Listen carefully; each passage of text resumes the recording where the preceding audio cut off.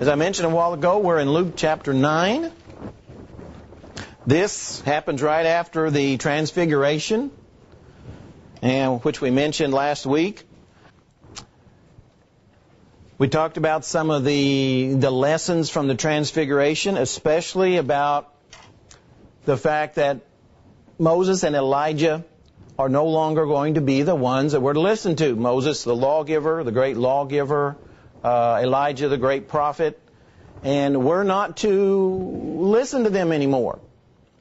So the Father comes and makes His voice known. This is my beloved Son. Hear Him. It's a command. It's an imperative. Hear Him.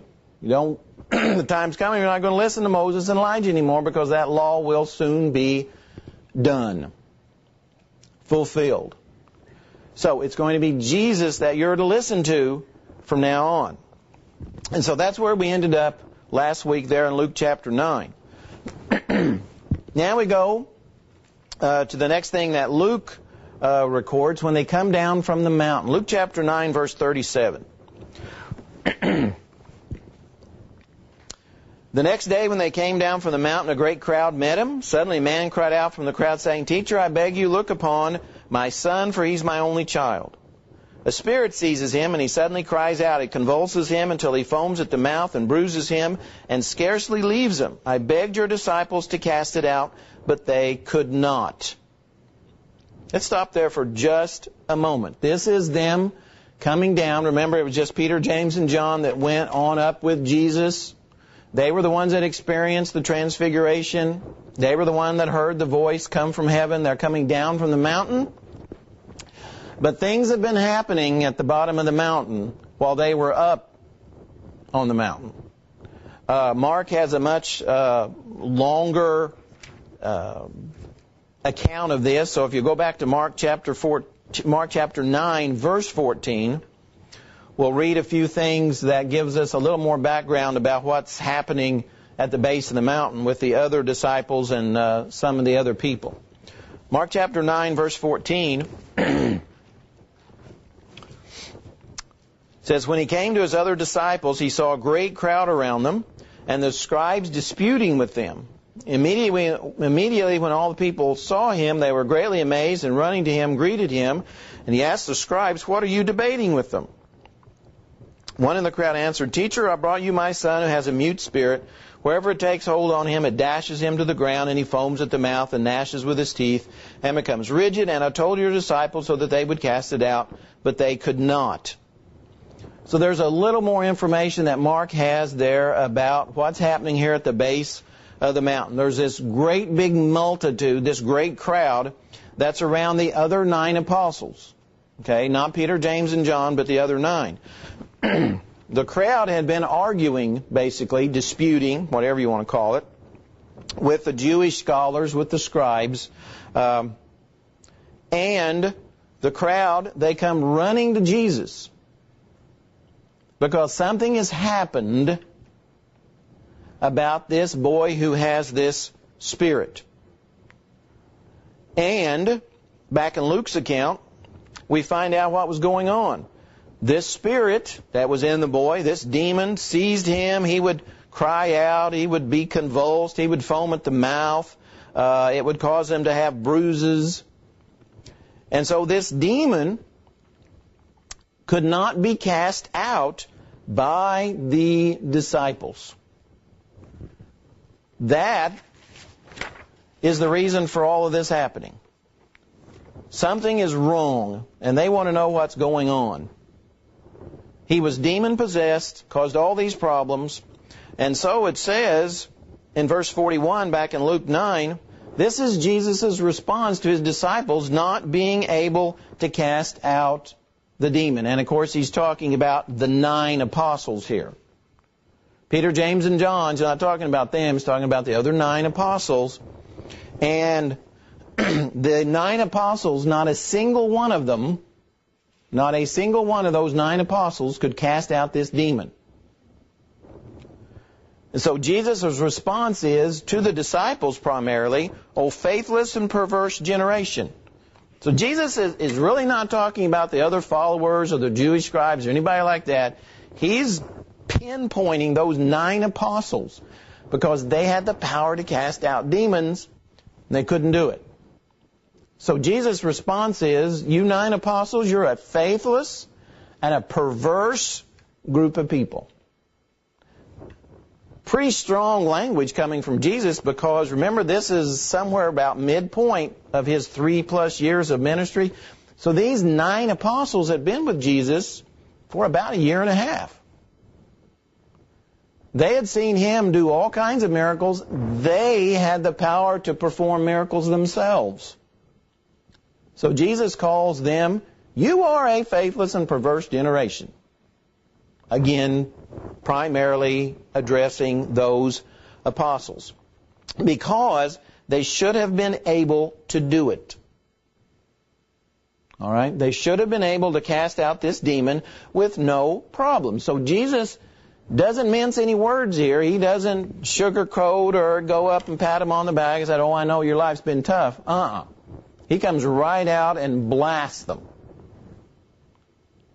Because there was no excuse for them not being able to do it. And that's why he says, you're without faith. You're a wicked generation, you 9 apostles, because you couldn't do it. You had the power and you couldn't do it.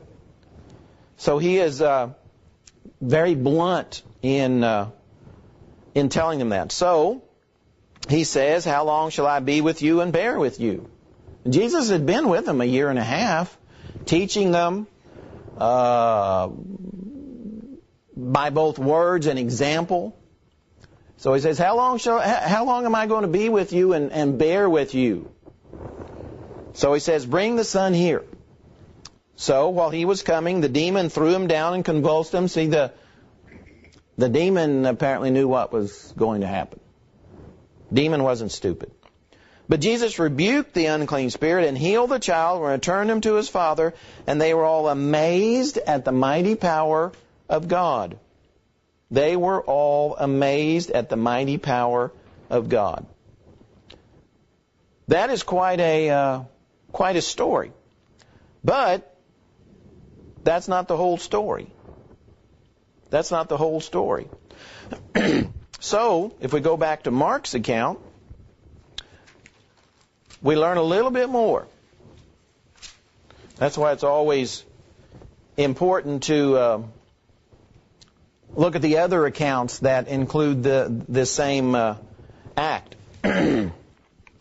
So going back to, what did I say? What was the verse? I already lost it. Mark 9, beginning in verse 14, we go down to verse 20. So they brought the boy to him. When he saw him, immediately the spirit dashed him. He fell on the ground and wallowed, foaming at the mouth. And he asked his father, how long has it been since it came to him? He said, from childhood. Often it has thrown him into the fire and into the water to kill him. But if you can do anything, have compassion on us and help us. Jesus said, if you can believe, all things are possible to him who believes. Immediately the father of the child cried out with tears, Lord, I believe. Help my unbelief. When Jesus saw that the people came running together, he rebuked the foul spirit, saying, you mute and deaf spirit, I command you, come out of him and enter him no more. So the spirit cried out and convulsed him greatly. But it came out of him, and he was as dead, so that many said he is dead. But Jesus took him by the hand and lifted him up, and he arose, and when he entered the house, his disciples asked him privately, why could we not cast it out? Those nine apostles asked Jesus, we know we should have been able to cast them out. Why couldn't we cast them out? Jesus' response is, this kind cannot come out except by prayer and fasting. Apparently the 9 apostles were just relying on the fact that they could perform miracles without the praying and fasting. And so Jesus said, that's what you lacked. That's why you couldn't cast him out. Yeah, you had the power. You just weren't backing it up. You weren't using it like you were supposed to. He said, you had to also pray and fast. Because that's why you couldn't cast the demon out. So see, Jesus was blaming those 9 apostles because they weren't praying and fasting like they should. They could have cast the demon out. They should have been able to cast the demon out. But Jesus was very blunt with them in that respect. He says, you should have been able to do it. So I think there's a lot in Luke's account. Of course, Luke doesn't include a lot of what Mark does. But as far as what Luke records, we need to learn about this power that the apostles had. It wasn't like magic. It wasn't a magical type of power. Yeah, it was power. They could even raise the dead, as we see later, and especially going into the book of Acts. Yeah, they could raise the dead even. But it wasn't some sort of magic. It wasn't a ritual. And so Jesus, again, he corrects them rather bluntly. He says, you should have been able to do this. Should have been able to do it. But you couldn't because it wasn't accompanied by prayer and fasting like it's supposed to have been. So Jesus very, very bluntly tells them why they couldn't do it. Well, that leads then into what he says next to them. In verse 44, well, at the end of verse 43, but while everyone marveled at all the things Jesus did, he said to his disciples, let these words sink down into your ears, for the Son of Man is about to be betrayed into the hands of men. This is a huge announcement. Not the first time, but it is a huge announcement. He had something very, very important to say to them. And he says, let these words sink down into your ears. And that's pretty much literally what the Greek says here. It's the idea of something being deposited in your mind. This was something they were going to have to really let soak in. All right? This wasn't something in passing. This wasn't some side issue. This was something of great importance. And so Jesus says, again to the 12, I'm going to be betrayed into the hands of men. He says, you've got to let that sink in, okay? Because still the 12 had some great misconceptions about who Jesus was and what he was going to do. Even though he had went over very specifically what he was going to do. But these were all Jewish people. They had the law of Moses. They knew all about the prophecies about Jesus and who he was going to be.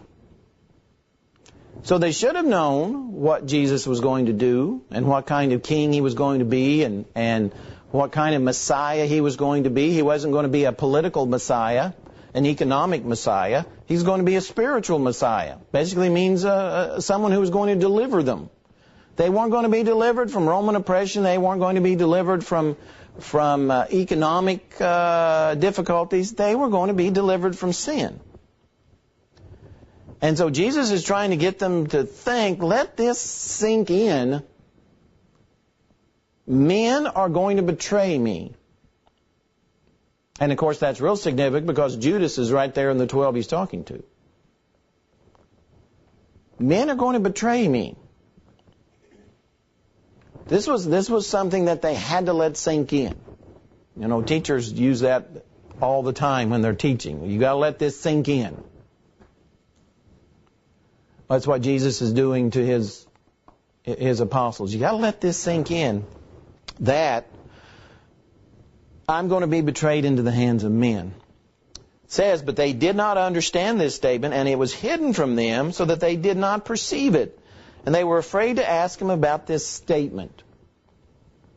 There's some real interesting words the Holy Spirit chose to use in this particular section that we need to talk about. The idea about this statement was hidden. This is a phrase that means it was like covered with a veil. Like if someone was covered with a veil in the first century, this would be the word that was used. So like if a woman had a veil over her face, covered, this is the same word, hidden. All right? But, more specifically, this has the idea of something that has been done already in the past. So, the reason it was hidden from them was because they had chosen to be hidden. They had chosen to not understand what Jesus was saying. Yes. Remember what had happened the week before? Jesus had said already the week before this, I'm going to be delivered into the hands of men and killed and rise the third day. And then what did Peter say? Far be it from you, this is not going to happen. And Jesus comes back and says, Satan, calls Peter Satan. And he rebukes him. That happened just the week before this. So, denial. And that's this hidden. This was not some sort of God's supernaturally veiling something so that they couldn't understand it. This was a choice. They chose to be veiled. They chose not to understand. They chose not to know the meaning of what he was saying. Because what he was saying was not what they had been prepared for generations and generations. Especially since the days of Malachi, the end of prophecy, the Jews during that 400 years of silence kept expecting a political Messiah, a political deliverer. Someone who was going to put them on top, so to speak. And Jesus, from day one, and he's been teaching them for a year and a half at this point. From day one, he's been telling them, that's not me. I'm not coming here to release you from the Romans or to make you a great physical nation or to do any of those things. He says, that's not why I'm coming. I'm coming to die. Well, the apostles and the other followers they chose not to believe that. And so the Holy Spirit says it was veiled from them. It wasn't veiled because it was impossible to understand. It wasn't veiled because God caused it to be veiled. They chose not to believe it. So it was a choosing on their part. So they didn't want to believe that Jesus was going to die. They didn't want to believe that, even though he had told them he was going to rise from the dead. He'd already told them that. So even though he had told them he wasn't going to be dead, period, forever, they still wouldn't accept the fact that he was going to have to die before he lived again. They just didn't want to accept that. So, the Bible talks about people who choose not to believe the truth. They choose not to believe the truth. Even though the truth is staring them right in the face. Yes. Like the line, a loving God wouldn't send anyone. Yeah. Okay. Choose not to believe the truth for a multitude. Absolutely. See, it's that choice. It's the choice again. They're choosing. All right. God doesn't force them to believe that. And there's ample evidence about what's true and what's not true. But it's a choice. It's all about a choice about what people are going to believe or not believe. Well, that's what it was with the apostles. Even though daily teaching for a year and a half about what was really going to happen, they still didn't believe it. And so, of course, when we get to, the Friday of his trial, he's in the upper room, before the betrayal and all that. And he says, I'm going to send the Holy Spirit to you, the 12 apostles, and he's going to guide you into all truth. And that's why they were told, remember, to stay in Jerusalem until the power comes upon them. And then, of course, that happened in Pentecost. And then from then on, they, by inspiration, taught about what the Messiah was, what his purpose was, what his kingdom's about. And so that was, this is a real, I think I mentioned last week, this is a real turning point in the life of the apostles. This is a real critical junction in their teaching.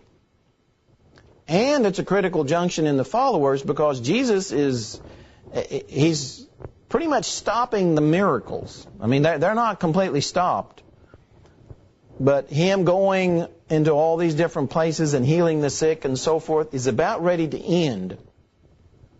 And of course, John chapter 6 is about the same time frame as Luke chapter 9. And we talked about how in John chapter 6, he kind of got on to the multitudes because they were just following him for the miracles. The food, the healing. And that's the point where it says that many of his followers walked away, chose not to follow him anymore. So Jesus is just about peaked as far as his following is concerned. From this point on in his ministry, it's pretty much all headed toward Jerusalem and all headed toward him being killed. And his popularity overall is certainly going to start waning. Okay, it's going to start waning here very soon. Well, our time is up, I see. It kind of went by pretty quick. But Lord willing, we will start talking next Sunday morning about who's the greatest in verse 46. Another problem the apostles had with.